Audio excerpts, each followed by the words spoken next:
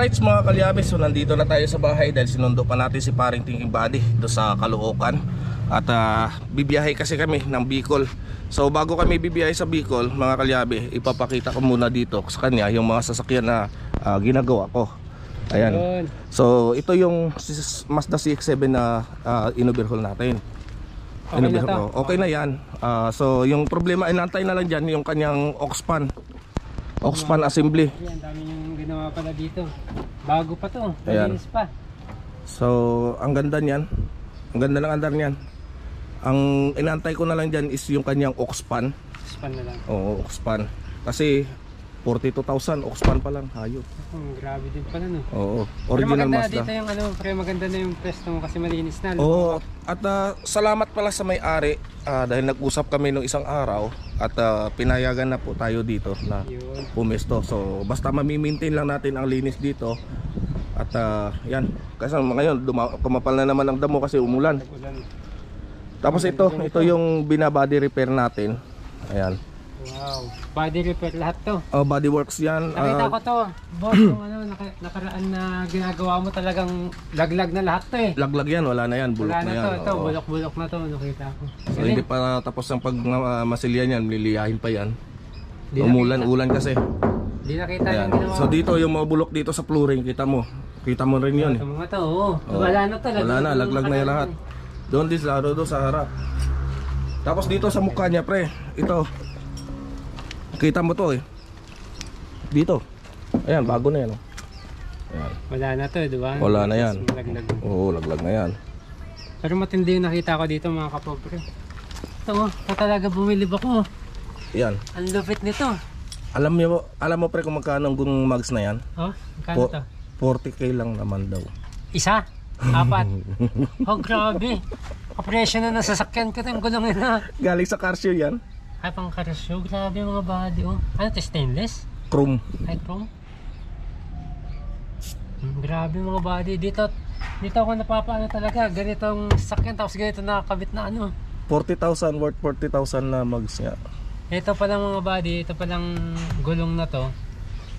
Kapresyo na ni Kabsato. Alam mo kung bakit ginastusan na may-ari? Oh, ay, tsaka ba't pinarepair pa nga pala? Kasi ang sentimental value ng sasakyan sa kanila mula nung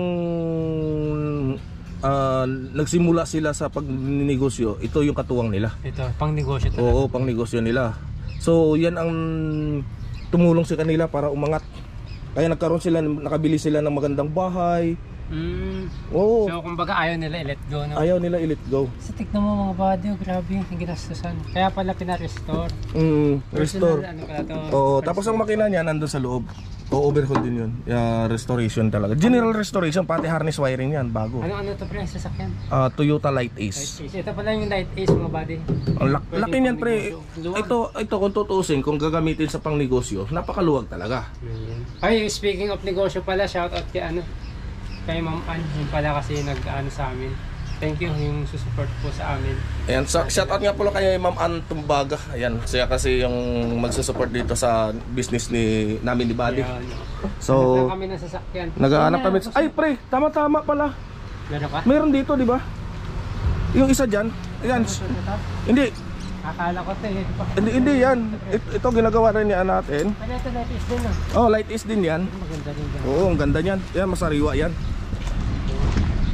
Loaded loob niyan, kaso sarado pa eh. Oo. Hindi, sarado. Ayan, ganyan lang talaga yan, may clearance yan. Ito Light Ace din. Oo, Light Ace din. Grabe din ang mags nyo. Ayan. So, ito, patapos na rin niya. Ito yung sinasabi ko sa'yo. Ang ganda. Ito pa. Oo, haba yan pre. Tingnan mo loob niyan pre. Ang kung gaano kaluwag yan. Yan, binibenta sa akin yan ng ano, inaalok sa akin ng 60,000. 60,000. Pero gumagana to? Oo, gumagana na yan. Ang luwag din Oo. Nabababa yan to? Oo, nabababa yan. Napupold yung upuan. Pwede na to pre, maraming sakong sibuyas, mga isda na. Ngayon, kapag naalanganan ka sa daan, ito, pindutin mo lang to, pupold mo ng ganyan. Higaan yan diretso hanggang doon sa likod. Oh, di ba? Pwede rin pala ano. Ito nga, gaganon mo lang ito pre. Diretsuhan na. Ayan.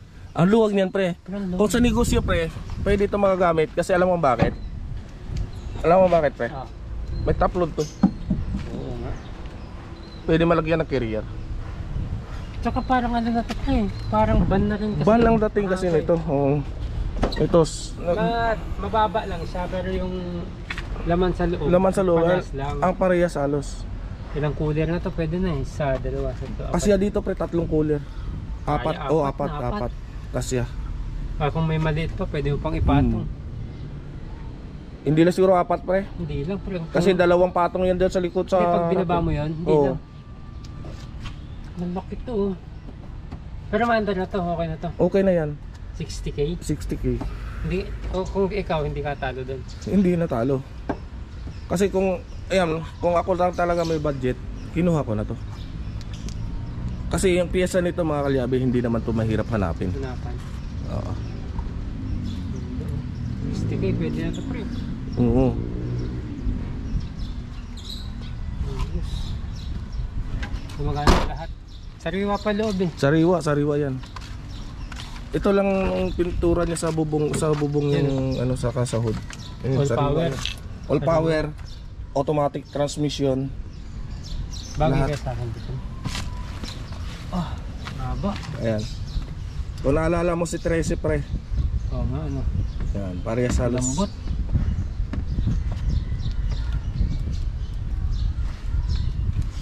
Malay mo, ito yung magamit natin sa pangnegosyo pre. Oo, pwede. O ba? Actually, pwede naman yung mga sasakyan namin mga kalyabi. Ang problema nga lang, hindi ka makakapagsakay ng ganun karami. Hindi. Maliit kasi ito masyado. Tsaka ano, Ito kasi, halimbawa magkarga tayo ng sibuyas, kasi dito mga 20 sakos. no, kaya. Kaya. Tsaka ano pre, Tsaka ang gulong nito malalaki, pre. yung sita, Oo, yung sita. yung maliit tapos ang dami mong karga, overload. Unlike sa medyo malaki ganyan, o kaya light ace. Kahit medyo mag-overload. Ito kasi, pag nagkarga ka ng mga sa sibuyas, hindi ka na mahalata. Oo. Malaki. Ito kasi, pag silip mo, anong karga mo? Overload ka na. 60k. 60 pesos, di pwede. Mga body. Kasi nag-iisip talaga na kami ni Boss Maki Stock na stock talaga yan, pre. latang-lata. No? Oh, may kukunting ayusin lang dito, pero nandyan na rin yung pyesa, hindi ko lang nakakabit. Kasi sabi niya, wag mo muna ikabit kung ano. Kung kapag may bayar ka na, siguro. Pag-isipan ko daw muna kung kukunin ko o hindi. So, ang sabi ko sa kanya, budget pa kasi ang wala. Sabi ko, kursunada ko. Pero ang budget kasi, yan ang wala tayo. Oo. Mali mo eh, pag pinagkaloob sa atin yan, buka natin ito, di. Gagamitin na tayo. Panchiks. Ay, panchiks. Panchiks. Ba pang negosyo. Kasi iniisip namin mga kapobre. Lagi din kaming nagta-travel, di ba? Katulad ngayon, travel kami. Pabicol kami. So kung anong produkto yung pwede namin makuha doon, may sasakay namin. Eh kung kasya dito yung kalahati ng mayon, pre. Kung kasya dito ang kalahati ng mayon, kinarga ko na eh. Buti na lang, pre, hindi nagkasya dito yung Laguna de Bay. Pero grabe yung mga bangus na dinala mo doon. Oo. Shout out nga pala kay Kuya Alex TV 05. Alex TV 05. Oo. Sa kanya na. So yan mga kalyabe. At bibiyahin na nga kami. So kita-kits sa Bicol. Yan, mga Bicolano. Yan. Kay Oragon. Shout out po. Ano? Yari. Ano?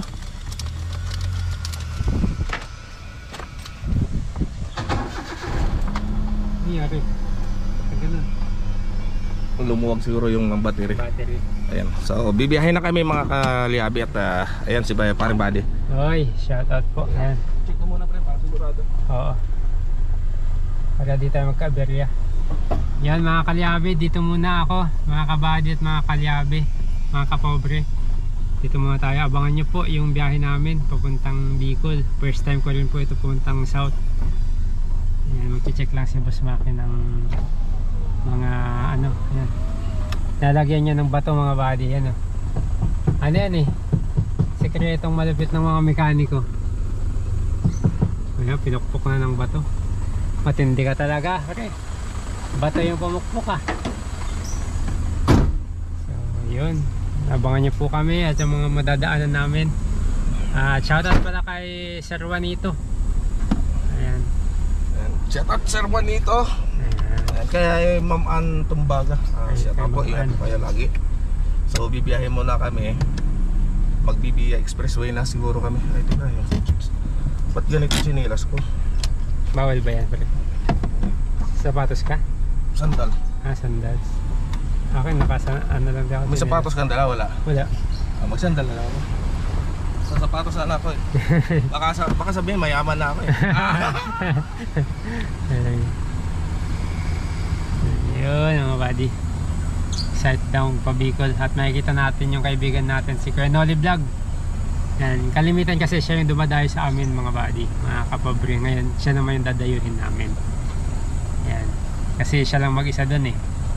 Kumbaga ano, yung Soward North papunta naman sa Soward South. Oo. Right, so yun, safety first. Ayan mga kalyabe, mga subscriber din kasi natin sila dahil kung minsan tayo gumagawa dyan sa mga truck nila. Yan, shout out kila bossing. Kaya shout out kila boss. Saan biyahe mo? Saan biyahe mo? Lipat bahay? Tracking. Oo. Sige, sige. Maganda rin negosyo pre, no? Oo. Tracking na ganyan. Tracking sila. Lipat bahay, buong bahay hilain ng truck. Lulukuhin natin. Buti magkasya dyan ang bahay. Ha? Buti magkasya dyan ang bahay. Ay, pala ng bahay. Kalawan pala. Sige, sige. Ingat kaya. So yun, abangan nyo po kami at papakita namin yung mga daan dito sa ano, papuntang Bicol. Ayan, shoutout mga taga Bicol. Shout out mga ka-Oragon natin dyan. Antayin nyo po kami, kita-kita po tayo dyan sa kala, sikat na naman. Papunta na po kami dyan. Ayan na, naalala mo inabirhol ko na multi-cab na puti? Ito, Ayan na. sa doktor yan, di ba? Okay na din. Kahit na, ilang taon na. Maganda rin ganyan. Oo, maganda rin. Multicab. Ang problema lang dyan sa multicab. Ang ano kasi, problema sa multi-cab Ulan. kasi, sa ulan. Okay, hindi ba lang, kunyari sibuyas yung dala mo. Babasa. Bababasa. Pero pwede naman malagyan ng tarapal. Pero mas lamang pa rin talaga kung close talaga katulad ng mga van. Kasi nai-earphone mo siya. Hindi magkakaroon ng noise. Lalo sa isda.